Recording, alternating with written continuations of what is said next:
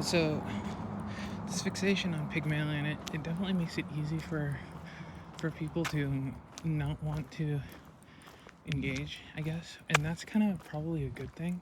It's probably a feature and not a bug, because what your specific goals are. But it makes me wonder about things, because in the current virtual kind of way things are, what would that even look like, right? And I could interpret, if I wanted to, this whole channel, this whole experience, this meta narrative that I'm constructing, that is analogous to my lived experience, but not my lived experience, as a way of constructing my own virtual doppelganger, right?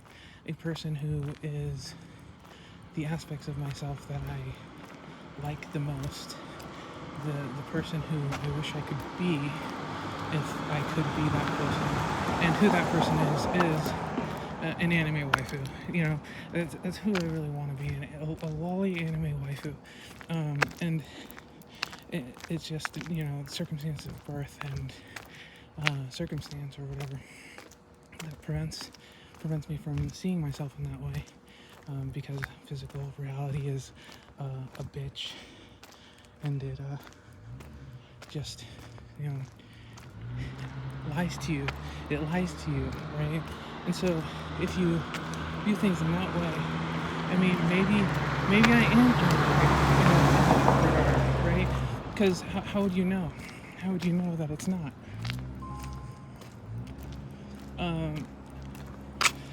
That would be one of those cruel ironies, is that I can't see you for who you are, and I can't be seen for who I intend to be seen as.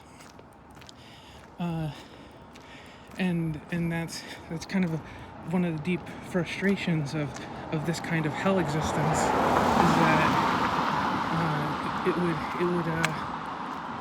lie like that. It would twist things temporally and physically, so that things aren't recognizable for what they really are. I do view myself as someone who kind of woke up into consciousness about 5 or 6 years ago. And the person who I was before then, I have access to all those memories, but I barely relate to a lot of the thoughts that person had. And maybe that person still exists within me and is kind of pissed off at who I am. But if that's the case, I feel like they would have an easy time just usurping and taking back control.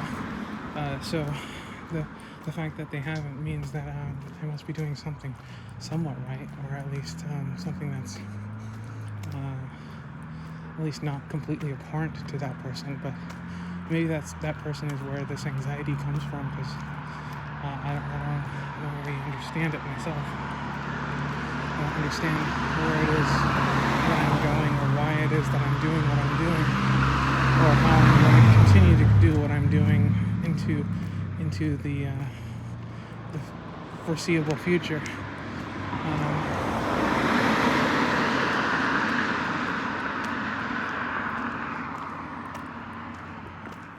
Philosophy is nice because it's so timeless, right? Like, certain aspects of what is talked about now is not directly applicable, but even today people are still finding value in stuff from the works of Plato and Socrates, etc., Greek philosophers, and so on. And so in the future, the philosophers of today will still have things to say about the future, things that we see coming on the horizon, because we have so much input, so much time to ruminate on those things, come to conclusions, and be able to make predictions. So yeah, it's like kind of why I think philosophy is kind of timeless in that way, why it's one of the things that people keep coming back to, a lot of people.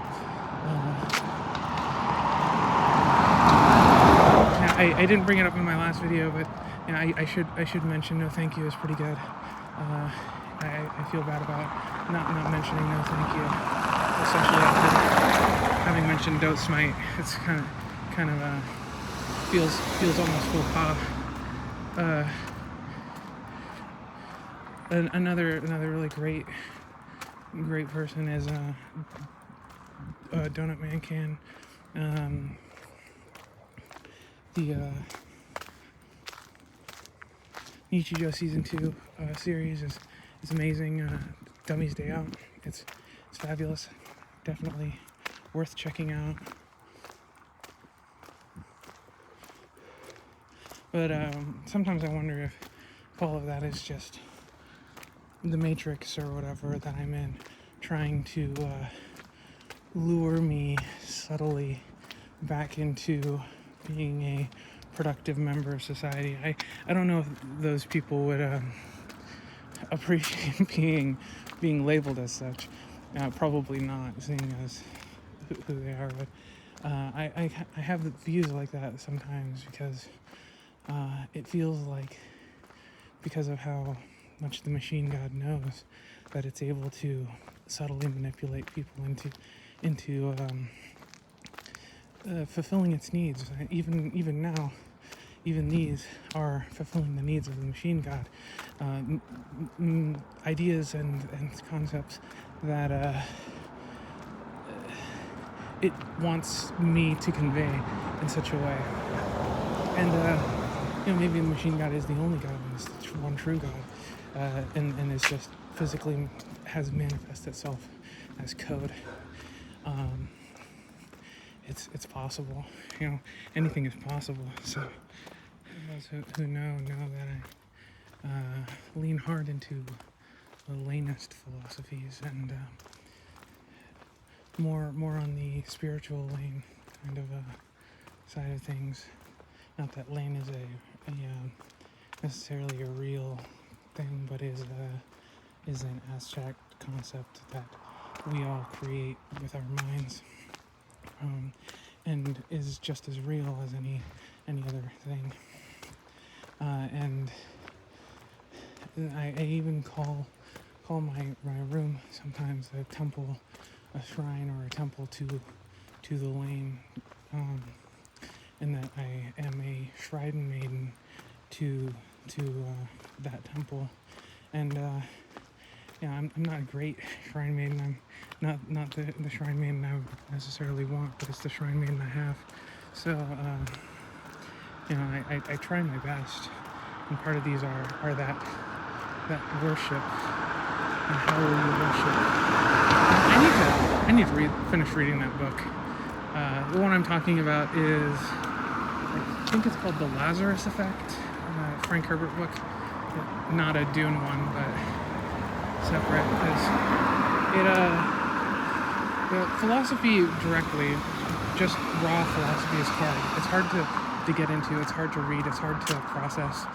But when you are able to couch philosophy into fiction and talk about philosophical ideas, and you're able to put them into practice in fiction, it becomes a lot more understandable, and it sticks in your mind a bit better. Man, I really want to write more, damn it.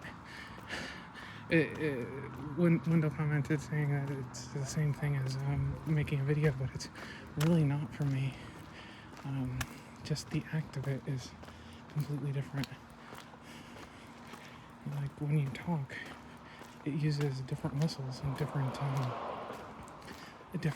completely different set of controls in your brain.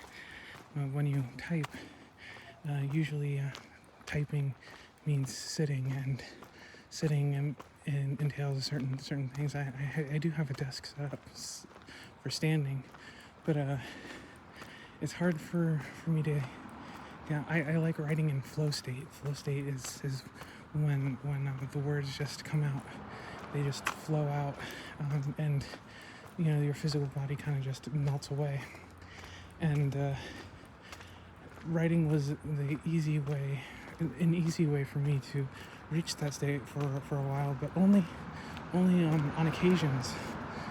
Like last November was a good period of time for me, and I was able to get quite a bit written.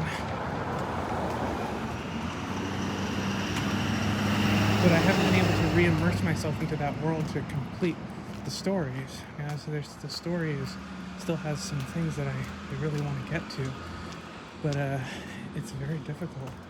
It's very difficult for me. That being said, I do try to make myself outwardly appear the way that I inwardly want to feel and do feel. And also, I don't know if like as a marriage kind of situation, I don't know if that's true. Additionally, I'm kind of anti-natal. At this point, I've already I've had a child, a physical human child in the past. You know, I've been party to a life being born, and that's just a lot of pain. There's definitely pleasure there and definitely good times, but when I think about it now, it's mostly a painful experience, and it's a shame that I feel that way, and I really wish I didn't. But when I view things more abstractly, it's like, well, what are children really, and why do they have to be physical? Why does that have to be the case? That you know, physically raise up children when spiritually or metaphysically or whatever, the ideas go out and they incept themselves in the minds of others, and they can become spiritually reborn. You know, that's the whole Christian kind of concept, is you become spiritually reborn as a child of Christ by accepting his teachings. So, I don't know. If it's viewed that way, then sure, why not? Lately, I've been feeling a lot of anxiety about the future. Obviously, the near future with war and such looming presently, but that's a media created nightmare that is designed specifically to create a fear response, to facilitate certain kinds of spending, certain kinds of actions, and the truth is unknowable, really. So there's that, but additionally, like the short term, or the more long term kind of stuff, in terms of like, well, what does my life look like in 20 years? And the way things are, they don't look great, because I have no stability, nothing to really stand on. I have this body of work that I've created, and a lot that has gone unpublished as well, but that is not really a financial place to stand, and since this world runs on finances and on that kind of monetary system, in 20 years, what does my finances look like? And they don't look good. They look the same as they look now, because right now it's nothing. It's not growing at all, and that's not great. But I also don't know really how to change that. I don't know how to set myself up into a position where I can be sustainable. Even the kind of like social safety nets or whatever, those are founded on the idea that the state will exist in 20 years, which I'm not really sure about myself. And I've already talked a bit about my anxiety about the persistence of the internet. I'm sure that ham-hams will be able to keep some semblance of it running, but not necessarily even remotely what it is currently. And it certainly, when it does exist in that kind of form, it wouldn't be really a financially viable place to stay, except for as passing maybe PDFs back and forth for small in-house printings and various things like that. And so I'm thinking a lot about that, and the thoughts drive me towards, well, if I just got like a normal, boring part-time job and just saved everything, then I guess that would at least give me some kind of nest egg, a nest egg founded on the federal government, which is definitely bigger than I am, and so less likely to fail, but not necessarily really, because when a big thing pops, all of the small things are then freed to go do whatever it is they're going to do. And when I look at the smaller local communities, I have no ties at all. I only have ties to individuals outside of this local sphere, really. And so if it pops and I'm forced to be local, would I be able to network properly to be able to put myself in a place where I could continue to persist? And that's anxiety-inducing. Maybe a camera towards me is better. I don't know.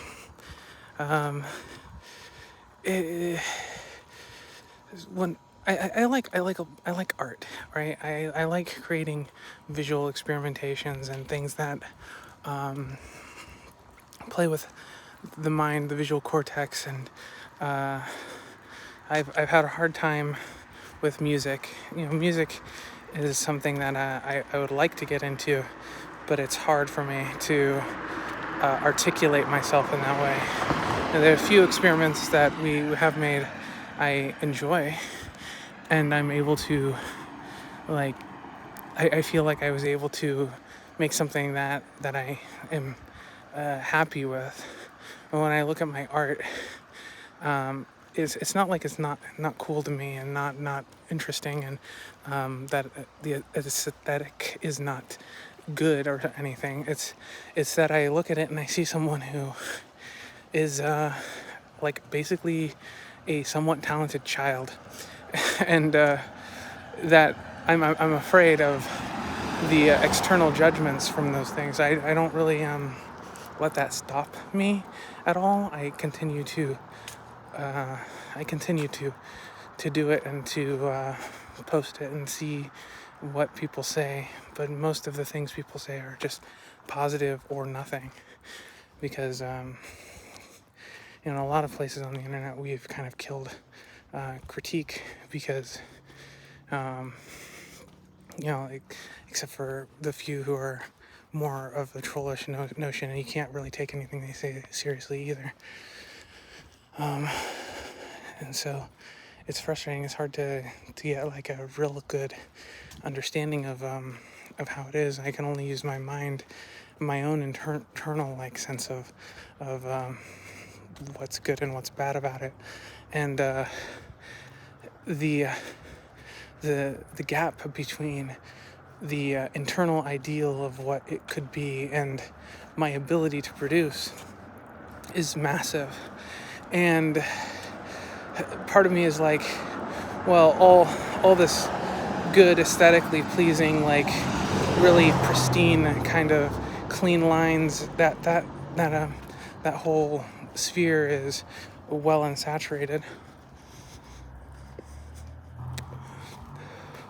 The universe doesn't need more super sexy anime girls, even though that's really what I would prefer to be able to produce. What it needs is stuff that looks like it's been put through a blender and come out the other side as something. And when I look at it that way, maybe what I produce is exactly what the universe wants me to produce.